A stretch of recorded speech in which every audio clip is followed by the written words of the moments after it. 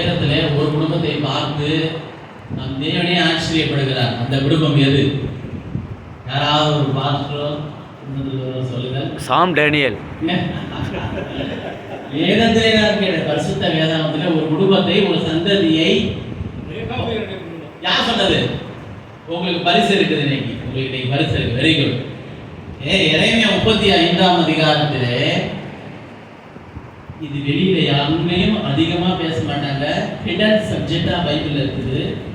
ஒரு சிலர் பேசுறாங்க. ஆனா மற்ற சப்ஜெக்ட், மற்ற ஃபேமிலிஸ், ஈசாக்கு, ரெபேக்கா இப்படி பேசுறது போலலாம் அதிகமா பேசல.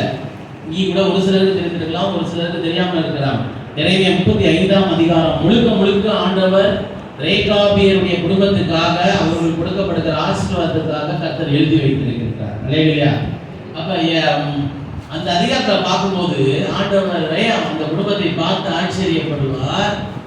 நான் தேவன் என் ஜனங்களிடத்திலே நான் சொல்லுகிறேன், இந்த காரியங்களை எல்லாம் சொல்லுகிறேன், அவர்கள் கீழ்ப்படுகிறதில்லை.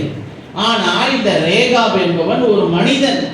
அவன் சொன்ன சொல்லை கேட்டு அவனுடைய பிள்ளைகளும் அவனுடைய சந்ததியாரும் இந்நாள் வரைக்கும் அவனுடைய வார்த்தையை கேட்டபடினாலே அவனுக்கு பெரிய ஆசீர்வாதங்களை தருவேன், அவனுடைய சந்ததிக்கு பெரிய ஆசீர்வாதங்களை தருவேன் என்று அந்த எரேமியா 35ஆம் அதிகாரம் முழுவதுமாக எழுதி கடைசி வசனத்திலே எனக்கு முன்பாக அவருடைய சந்ததி என்றென்றைக்கும் நிற்கும், அப்படி நிற்காமல் போகவே போகாது, கண்டிப்பாக யாராயிரம் ஒரு சந்ததி எனக்கு முன்பாக நின்று கொண்டே இருப்பார்கள் என்று எரேமியா 35ஆம் அதிகாரம் முழுவதுமாக இருக்கிறது. அல்லேலூயா.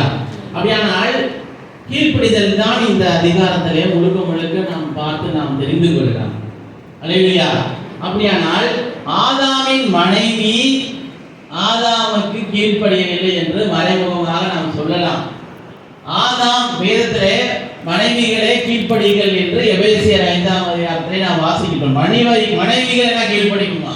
புருஷர்களே உங்கள் சொந்த புருஷ மனைவிகளுக்கு கீழ்ப்படிகள் போட்டிருக்கா? என்ன போட்டிருக்கு? கீழ்ப்படிகள் எல்லாம் போடல, அன்பு குருக்கள் தான் போட்டிருக்கு. அப்ப கீழ்ப்படிதல் போட்டிருக்கு எபேசியர் போட்டிருக்கு. அந்த இடத்துல நான் 5ஆம் அதிகாரத்தை சொல்லிட்டு இருக்கேன். அப்ப மனைவிகள் கண்டிப்பா என்ன பண்ணணும்?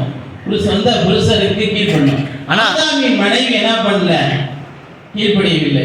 அதனால ஆதாமுக்கு எல்லா ஆதாமுகளுக்கும் பெரிய பிரச்சனையா போச்சு. முழு மலைப்பகுதியில் உள்ள எல்லாருக்கும் பெரிய பிரச்சனை ஆயிடுச்சு.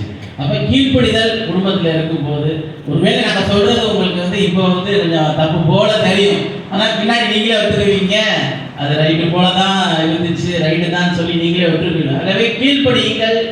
பிள்ளைகளை பொறுத்த வரைக்கும் நாம் எப்படி வளர்க்குறோம்னா, அவங்க ஒரு நாள் அவங்கள பார்த்து சிரிச்சுக்கிட்டே இருக்கணும், ஒரு நாள் முறைச்சிக்கிட்டே இருக்கணும். அப்போதான் அது நார்மலாக எப்பயும் சிரிச்சுக்கிட்டே இருந்தால் நம்மளை வேற மாதிரி நினைச்சிடுவாங்க.